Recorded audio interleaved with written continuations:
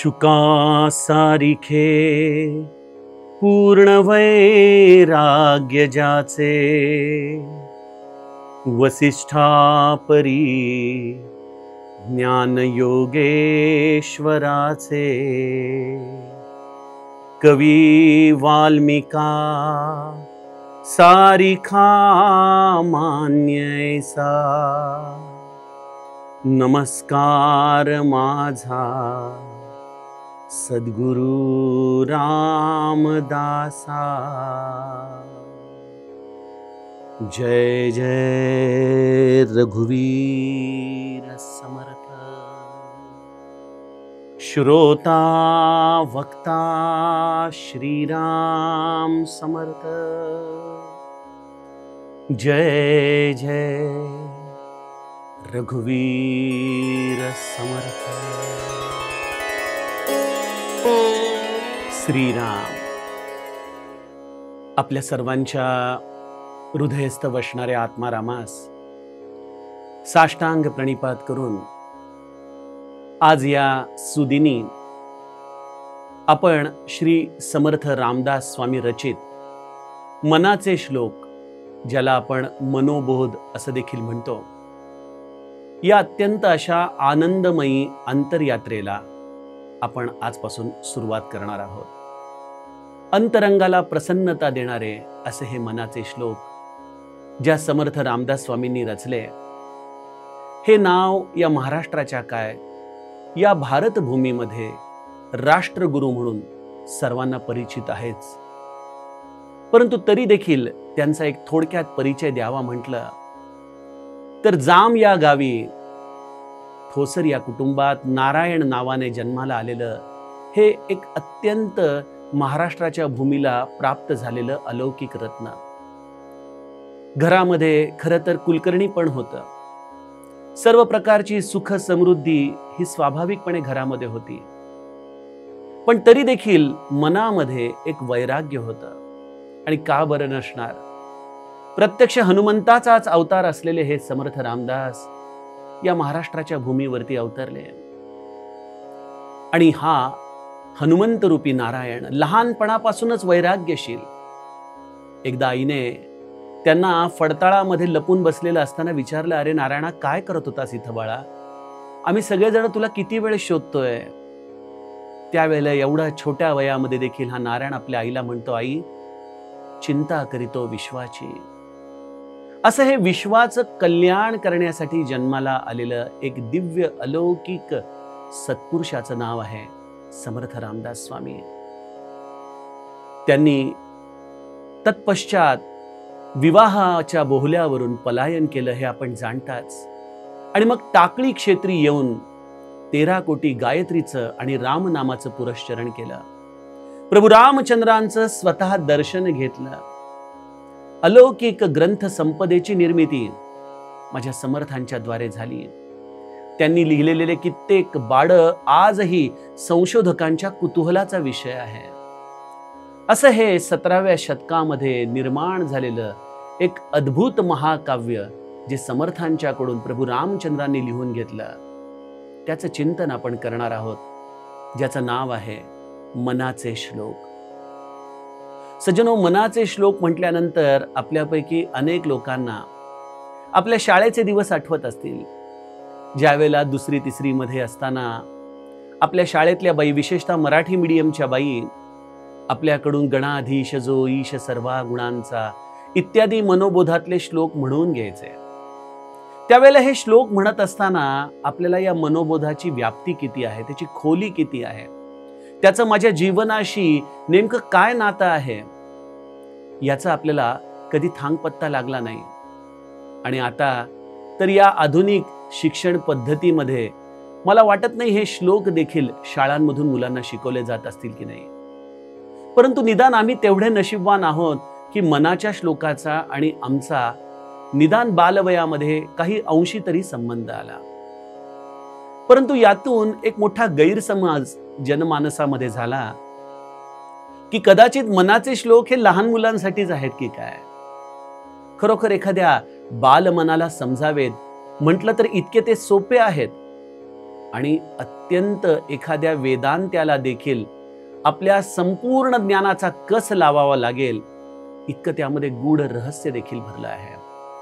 आमच्या गोंदवल्याला पूज्य बाबा बेलसर यांच्या प्रस्तावनेमध्ये त्यांनी एक फार छान कथा लिहिलेली आहे रमण महर्षींची. रमण महर्षींच्याकडं एकदा आमच्या धुळ्याचे देव काही कारणासाठी गेले होते. त्यांना मौनी बाबांची समाधी कुठं आहे हे त्यांना विचारायचं होतं. रमण महर्षींनी देवांना तो पत्ता सांगितला आणि म्हणाले, अहो समर्थांचं काही संस्कृतामधलं वाङ्मय तुमच्याकडे आहे का? त्यावेळेला देव काकांच्याकडं मनाच्या श्लोकाचं संस्कृतामधलं सम अर्थाचं एक अतिशय सुंदर वाङ्मय होतं. रमण महर्षींना ते देऊन मौनी बाबांच्या समाधीच्या दर्शनाला देव काका निघून गेले. साधारणतः 8 दिवसानंतर ते परत आले. तेव्हा रमण महर्षींनी देवांकडे पाहून डोळ्यात अश्रू आणून त्यांना विचारलं, अहो काय अद्भुत तुम्ही मला वाङ्मय देऊन गेला. आपण समर्थांचा शोध घेत आहात, समर्थ वाङ्मयाचा आपण संशोधन करत आहात, पण आपण या मनाच्या श्लोकामध्ये कुठपर्यंत गेलेला आहात? यावरती देव काका देखील रमण महर्षींच्या या वाक्याने थोडेसे गोंधळले. यावरती रमण महर्षी देव काकांना इतकंच म्हणाले की खरोखर एखाद्या जवाहिरालाच या मनाच्या श्लोकामधला खरा अर्थ कळू शकेल. संपूर्ण उपनिषद वेदांताचं सार यामध्ये लिहिलेलं आहे. बघा, या संतांची एक आपल्याला या महाराष्ट्र भूमीमध्ये एक छान अलौकिक अशी फलश्रुती दिसते. माझ्या माऊलींनी आळंदीमध्ये भावार्थ दीपिका लिहिली, ज्ञानेश्वरी लिहिली, चांगदेव 65 लिहिली. परंतु हे सगळे अभ्यासक्रम एखाद्या ज्ञानाला किंवा एखाद्या साधकाला समजू शकतात. परंतु जेव्हा माऊलीने हरिपाठ लिहिला तेव्हा अगदी सामान्यातला सामान्य देखील ज्ञानदेव म्हणे अशा रीतीने या ज्ञानदेवांशी जोडला गेला. हे सगळं हरिपाठाचं जे सार आहे तोच विस्तार ज्ञानेश्वरीमध्ये आपल्याला सापडतो. माझ्या समर्थांचं देखील असंच आहे. समर्थांचा आत्माराम हा ग्रंथ सामान्य जीवांना कळणारा नाही. दासबोधासारखा एवढा 20 दशक 200 समास विस्ताराने वाचणारे देखील विरळाच आणि त्यामध्ये समजणारे देखील आणखीन विरळा. परंतु माझ्या समर्थांच्या या दासबोध, आत्माराम आणि त्यांच्या सर्व ग्रंथ संपदेचं जर सगळं मर्म केवळ या भुजंग प्रयात वृत्तामध्ये 4 ओळींमध्ये जर कशामध्ये लिहिलं असेल तर ते या मनाच्या श्लोकांमध्ये लिहिलं आहे. ज्याप्रमाणे सुख करता दुःख हरता या गणपतीची आरती आज गावोगावी घराघरामध्ये गायली जाते आणि त्यामध्ये समर्थांची आठवण जशी प्रत्येकाच्या घरामध्ये निघते, त्याचप्रमाणे या मनाच्या श्लोकांच्या आधाराने माझे समर्थ प्रत्येकाच्या घरामध्ये, प्रत्येकाच्या हृदयामध्ये कधी जाऊन बसले हे आमचं आम्हालाच कळलं नाही. संतांचा हा आमच्यावरती असलेला थोर उपकार आहे की त्यांनी आम्हाला समजेल अशा भाषेमध्ये हे सर्व वेदांताचं, उपनिषदाचं सार आमच्यासाठी लिहून ठेवलेलं आहे. मी आपणास म्हटलं की मनाचे श्लोक हा समर्थांनी लिहिलेला एक अद्भुत ग्रंथ आहे. प्रत्येक ग्रंथाची रचना होण्याच्या मागे काहीतरी प्रयोजन असतं. मनाचे श्लोक याची निर्मिती होण्यामागे देखील एक अत्यंत विस्मयकारक अशी कथा कानोपकानी लोकांकडून कळत आलेली आहे. चाफळला समर्थांनी राम मंदिराची स्थापना केली. छत्रपती शिवाजी महाराजांचा राजाश्रय समर्थांच्या या धर्मकार्याला होता. त्यामुळं उत्तरोत्तर या रामनवमीचे उत्सव संपूर्ण पंचक्रोशीमध्ये अत्यंत लोकांना भुलवून टाकणारे होते. त्या निमित्ताने लोक राम मंदिरात यायचे, गव्हाची खीर खायचे, रामाचे दर्शन घ्यायचे, रामाचं मधुर नाम गुणगान करत कृतकृत्य व्हायचे. परंतु एकदा रामनवमीचा उत्सव जवळ आला, परंतु दरवर्षी सरकारी तिजोरीतून येणारा शिधा काही कारणामुळे विलंबित झाला होता. जशी जशी घटिका जवळ येऊ लागली, सगळेजण थोडेसे अस्वस्थ झाले की यावर्षी उत्सव करायचा तर कसा करायचा. परंतु माझे समर्थ आपला सर्व भार रामावरती सोपून स्वस्थ राहणारे एके दिवशी रात्री त्यांनी एका बैठकीमध्ये एक टाकी असे हे मनाचे 205 श्लोक अत्यंत अंतःकरणापासून भगवंताच्या प्रेरणेने लिहून काढले. आपल्या प्रत्येक रामदासाला त्याच्या प्रती बनवण्यासाठी सांगितल्या, प्रत्येकाला ते कंठस्थ करायला लावले आणि प्रत्येकाला सांगितलं की जा पंचक्रोशीमध्ये गावागावांमध्ये जाऊन घराच्या समोर एक एक श्लोक गात आपण आपल्या रामासाठी भिक्षा मागा. या वर्षी आपण रामनवमीचा उत्सव भिक्षेवरती करूयात. हे केवळ एक प्रयोजन होतं, ही कथा आहे, परंतु मनाच्या श्लोकासारखं एक दिव्य रत्न निर्माण होण्यासाठी कदाचित ही परिस्थिती प्रभू रामचंद्रांनीच निर्माण केली असावी. आणि यातून ही एक विलक्षण गंगा या मनोबोधाची या भूतलावरती समर्थांच्या द्वारे वाङ्मयाच्या रूपाने प्रवाहित झाली. मी आपल्याला सुरुवातीलाच म्हटलं की त्याप्रमाणे मनाचे श्लोक हे बऱ्याचदा लोकांना वाटतं की अरे हे तर लहानपणी शाळेमध्ये कुठेतरी ऐकले होते किंवा कधीतरी पाठांतर परीक्षेमध्ये मनोबोधाची परीक्षा आपण दिली असावी. त्यावेळेला 10, 15, 20 जे काही श्लोक पाठ करून उत्तेजनार्थापासून प्रथम क्रमांकापर्यंत जे काही आपण बक्षीस मिळवलं तेवढीच कदाचित मनोबोधाची आपली ओळख राहते. परंतु सज्जनो, आज माझ्यासारखा एक सामान्य मनुष्य, एक इंजिनियर मनुष्य जेव्हा या मनोबोधाच्या चिंतनाने जीवनामध्ये एक विलक्षण समाधानाची प्राप्ती करतो, तेव्हा मला असं वाटतं की या मनोबोधाचा महिमा अपरंपार आहे. आणि या मनाच्या श्लोकाला पुनश्च एकदा, अर्थात यावरती अनेक लोकांनी आपले विचार, आपले मतं मांडलेली आहेत, त्यामुळे मी पुनश्च काही प्रस्थापित करायला चाललेलो नाही. परंतु मला असं वाटतं की काळानुरूप या मनाच्या श्लोकाचं नित्य चिंतन व्हावं आणि त्यासाठी एक निमित्त रूपाने केवळ सद्गुरू श्री ब्रह्मचैतन्य महाराज गोंदवलेकर आणि माझे समर्थ रामदास स्वामी यांच्या कृपेने एक निमित्त या भूमिकेतून आपणाशी या मनाच्या श्लोकांचा पुढील 205 श्लोकांचा एक एक दिवस हळुवारपणे स्पर्श करत करत आपण चिंतन करणार आहोत. आपण म्हणाल, का चिंतन करायचं मनाच्या श्लोकाचं? Yes, there has to be a purpose. का आपण इतका वेळ त्यावरती खर्च करणार आहोत? याचं सगळ्यात मोठं कारण मला स्वतःला असं जाणवतं की बघा 2020-21 मध्ये आपल्याकडे कोरोना आला. कोरोना इतका संसर्गजन्य होता की लोक आपल्या घरामध्ये स्वतःला कोंडून घेऊन राहू लागली.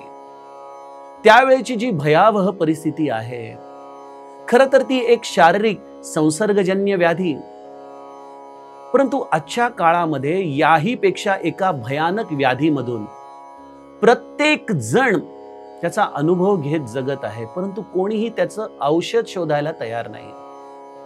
कुठली व्याधी आहे आम्हा सगळ्यांना?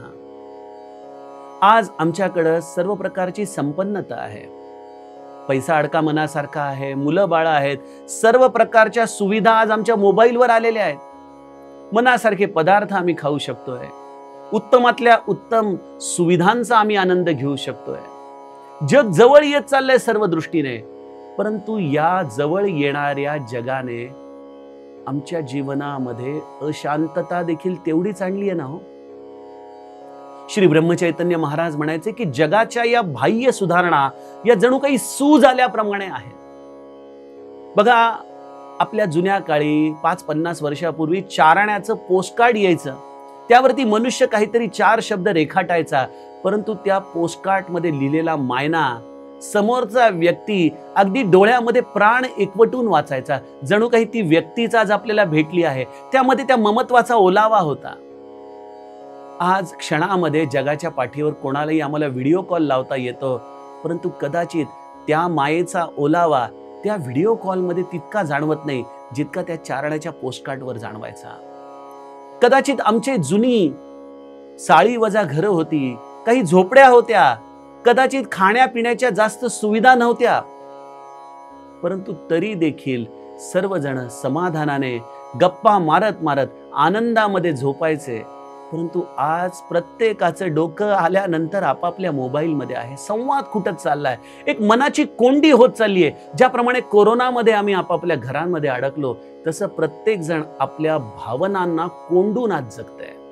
एक असमाधान, एक अस्वस्थता.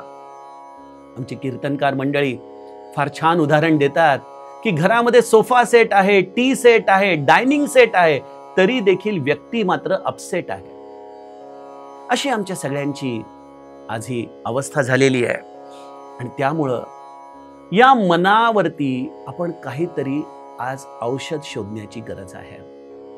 आमच्या मनाला प्रसन्नता मिळवून देण्याची आज आम्हाला गरज आहे. आणि हे मन आज बाह्यांगाने कितीही फिरलं तरी ते प्रसन्न होत नाहीये. ही शोकांतिका आहे. लॉंग विकेंड आला की आज प्रत्येक जण उठून महाबळेश्वरला जातोय, कुठल्या तरी हिल स्टेशनवर जातोय, परंतु येताना पुन्हा या रहाट गाडग्यामध्ये अडकल्यानंतर नेमकं काय साधलं या 3-4 दिवसामध्ये, हा प्रश्न त्याला पडतोच.